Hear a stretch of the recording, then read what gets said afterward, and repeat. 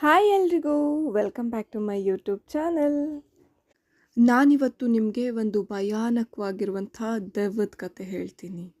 ಕತೆ ಹೇಳ್ತಾ ಹೇಳ್ತಾ ನಾನು ಸ್ವಲ್ಪ ರೆಡಿ ಕೂಡ ಆಗಿಬಿಡ್ತೀನಿ. ಒಂದಾನೊಂದು ಕಾಲದಲ್ಲಿ ಒಂದು ಊರಿತ್ತು. ಒಂದಲ್ಲ, ತುಂಬಾ ಊರಿತ್ತು. ಅದರಲ್ಲಿ ಒಂದು ಊರಲ್ಲಿ ಸಿಕ್ಕಾಬಟ್ಟೆ ದೆವ್ವಗಳಿತ್ತು.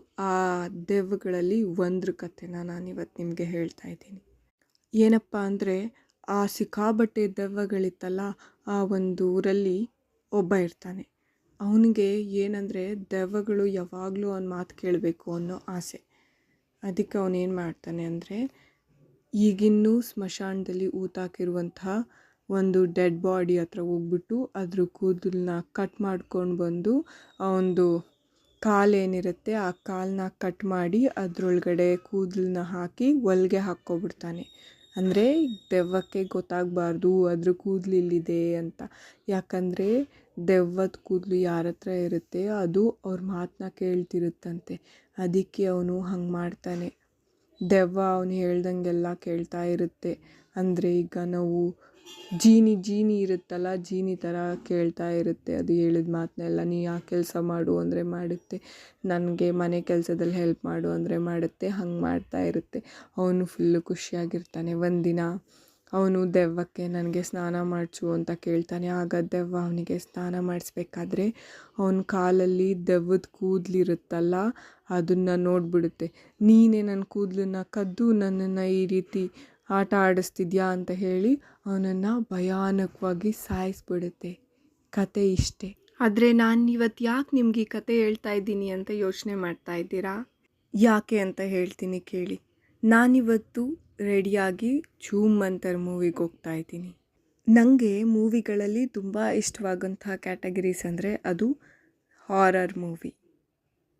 ಹಾಗಂತ ಹೇಳಿ ನಾನು ತುಂಬ ಧೈರ್ಯವಂತೆ ಅಂದ್ಕೊಂಡಿದ್ರೆ ಅದು ನಿಮ್ಮ ತಪ್ಪು ಕಲ್ಪನೆ. ನಕಾರಾತ್ಮಕ ತಂತ್ರಗಳಿಗೆ ಇಲ್ಲಿ ಅವಕಾಶವಿಲ್ಲ. ಯಾಕಂದರೆ ನಾನೊಬ್ಬಳೇ ಹಾರರ್ ಮೂವಿ ನೋಡೋಕ್ಕೆ ನಿಜವಾಗ್ಲೂ ಹೆದರ್ಕೊತೀನಿ. ಅದಕ್ಕೆ ನಾನು ಇನ್ನೊಬ್ಬರ ಜೊತೆ ಮೂವಿ ನೋಡ್ತೀನಿ.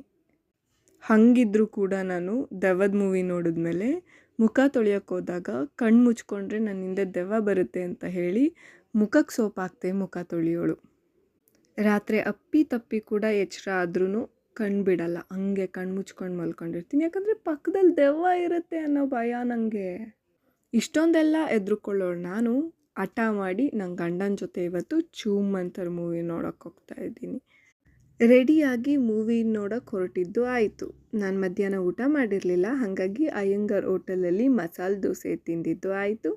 ಥಿಯೇಟರಲ್ಲಿ ಚಿಪ್ಸ್ ಎಲ್ಲ ಚೆನ್ನಾಗಿರಲ್ಲ ಅಂಥೇಳಿ ಹೊರಗಡೆನೇ ಚಿಪ್ಸ್ ತೊಗೊಂಡು ಬ್ಯಾಗಲ್ಲಿ ಔಸ್ಕೊಂಡು ಥಿಯೇಟರ್ ಒಳಗಡೆ ಹೋಗಿದ್ದು ಆಯಿತು.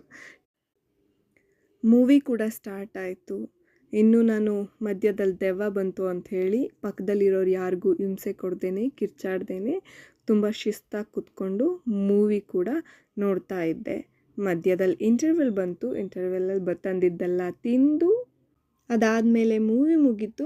ಮೂವಿ ಹೆಂಗಿತ್ತು ಅಂತ ಹೇಳಿದ್ರೆ ತುಂಬಾ ಚೆನ್ನಾಗಿತ್ತು. ಫಸ್ಟ್ ಹಾಫ್ ಅಂತೂ ಒಂಚೂರು ಭಯ ಆಗಲ್ಲ, ದೆವ್ವ ಬರಲ್ಲ, ಏನಿಲ್ಲ ಅಂತೆಲ್ಲ ಅಂದ್ಕೊಂಡ್ರೆ ಅದು ಸುಳ್ಳು. ಫಸ್ಟ್ ಹಾಫಲ್ಲಿ ತುಂಬಾ ದೆವ್ವ ಬರುತ್ತೆ. ಸೆಕೆಂಡ್ ಹಾಫಲ್ಲಿ ಸ್ವಲ್ಪ ಕಾಮಿಡಿ ಇರುತ್ತೆ. ಚಿಕ್ಕಣ್ಣ ಅವ್ರು ತುಂಬಾ ಚೆನ್ನಾಗಿ ಕಾಮಿಡಿ ಮಾಡಿದ್ದಾರೆ.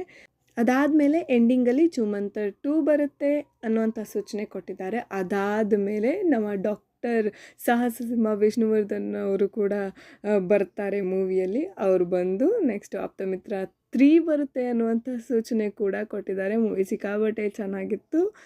ಇನ್ನು ಮೂವಿ ಮುಗೀತಿದ್ದಂಗೆ ಪಿಜ್ಜಾ ತಿಂದ್ಕೊಂಡು ಮನೆಗೆ ಬಂದು ಬೆತ್ಕೊಂಡ್ವಿ. ಇವತ್ತಿಗಿಷ್ಟೇ. ನೆಕ್ಸ್ಟ್ ವಿಡಿಯೋದಲ್ಲಿ ಸಿಗ್ತೀನಿ. ಅಲ್ಲಿವರೆಗೂ ಬಾಯ್. ನಾನು ಹೇಳಿದ ದೆವ್ವದ ಕತೆ ನಿಮಗೆ ಇಷ್ಟ ಆಗಿದ್ರೆ ನನ್ನ ಯೂಟ್ಯೂಬ್ ಚಾನಲನ್ನು ಸಬ್ಸ್ಕ್ರೈಬ್ ಮಾಡಿ, ಒಂದು ಲೈಕ್ ಕೊಡಿ, ಸಿಕ್ಕಾಬಟ್ಟೆ ಶೇರ್ ಮಾಡಿ.